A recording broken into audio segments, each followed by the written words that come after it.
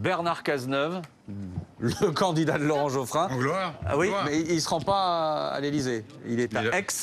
Il est à Aix où l'ancien Premier ministre socialiste doit s'exprimer face à des étudiants. Et on va l'écouter. Selon les derniers éléments en notre possession, le dénouement, la nomination du futur Premier ministre est imminente. On a beaucoup parlé de Michel Barnier ces dernières heures. Quelle est votre première réaction ?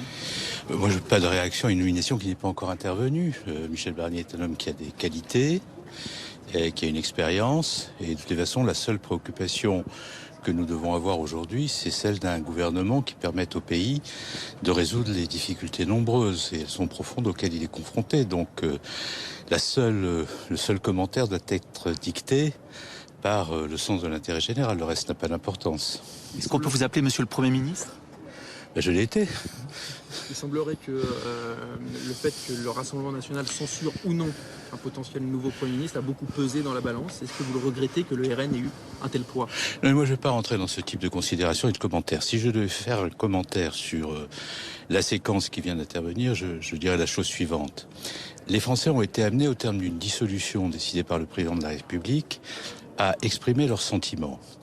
Et ils ont, à l'occasion du vote, uni leurs forces pour qu'un front républicain permette d'éviter l'avènement au pouvoir du Rassemblement national. Des électeurs de gauche ont voté pour des candidats de droite, l'inverse est vrai.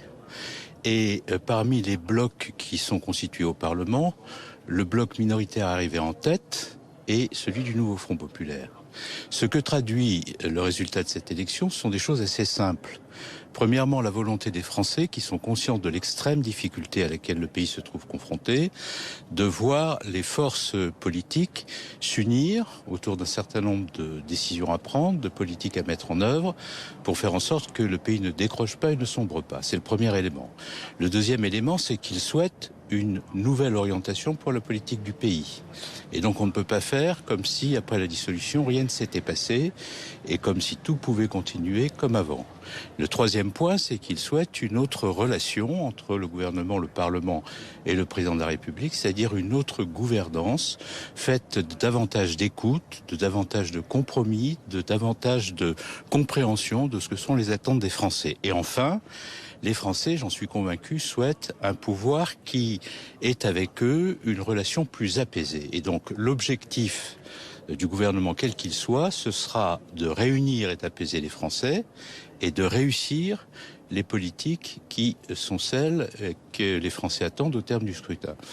Et c'est la raison pour laquelle le gouvernement devra trouver des compromis pour faire en sorte qu'il y ait de la justice sur la question des retraites. J'ai entendu toutes sortes de commentaires sur le fait que j'aurais proposé une abrogation, une suppression. Ce que je pense, et qui me paraît absolument nécessaire et urgent, c'est que sur la question des retraites, sur la question du pouvoir d'achat, sur la question des services publics, un dialogue s'engage avec les forces constituées au Parlement et les organisations syndicales pour faire en sorte qu'il y ait du progrès social et que cette démarche se fasse dans l'écoute, le pragmatisme, le sens de la mesure.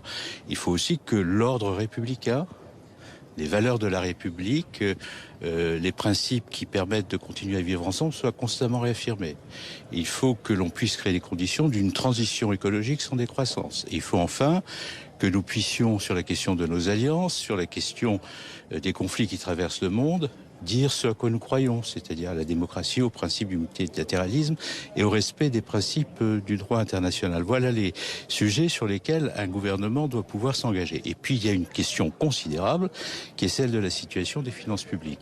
Alors il ne m'a pas échappé que au cours des derniers jours, il y a eu beaucoup de combinaisons, de coups de fil, de tractations, de petits arrangements d'arrière-boutique qui paraissaient très loin de ce qu'étaient les préoccupations exprimées par les Français et très près de ce que sont les préoccupations qui obsèdent ceux qui ont des parcelles de pouvoir dans les appareils ou ailleurs. Moi, je ne suis pas du tout dans cet état d'esprit. Je pense que c'est pas du tout à la hauteur de la situation et il n'y a pas d'autre possibilité, lorsqu'on est responsable politique et qu'on est conscient de l'extrême gravité de la situation, que de se mettre à la hauteur des événements en essayant de souhaiter à ceux qui seront en charge d'exercer des responsabilités qu'ils réussissent et de les aider à faire en sorte que cela soit possible. Que vous a dit Emmanuel Macron? Comment? Que vous a dit Emmanuel Macron? Est-ce que Pardon? vous confirmez que l'hypothèse de votre nomination a été écartée? Est-ce que le président vous a Mais appelé pour vous confirmer? je ne sais rien de tout cela. Moi, j'ai dit à plusieurs reprises que j'étais absolument demandeur de rien, que j'étais prêt à assumer mes responsabilités si on m'en confiait, que je les assumerais dans l'esprit que je viens de vous indiquer, c'est-à-dire de volonté, de lucidité face aux attentes des Français, de responsabilité quant à la nécessité de trouver des compromis. Je le dis au président de la République comme à l'ensemble de ceux qui m'ont contacté. Je n'ai pas eu de contact avec le président de la République depuis mon entretien et je ne suis en attente de rien d'autre qu'une solution pour le pays. Et c'est ça qui est toujours important. Mais la question ne se pose pas en ces termes. La question ne se pose pas de savoir si on a envie de ceci ou de cela, comme si c'était une affaire personnelle. La question, c'est de savoir si à un moment donné, si l'on est en situation de faire son devoir, on doit relever le défi ou pas.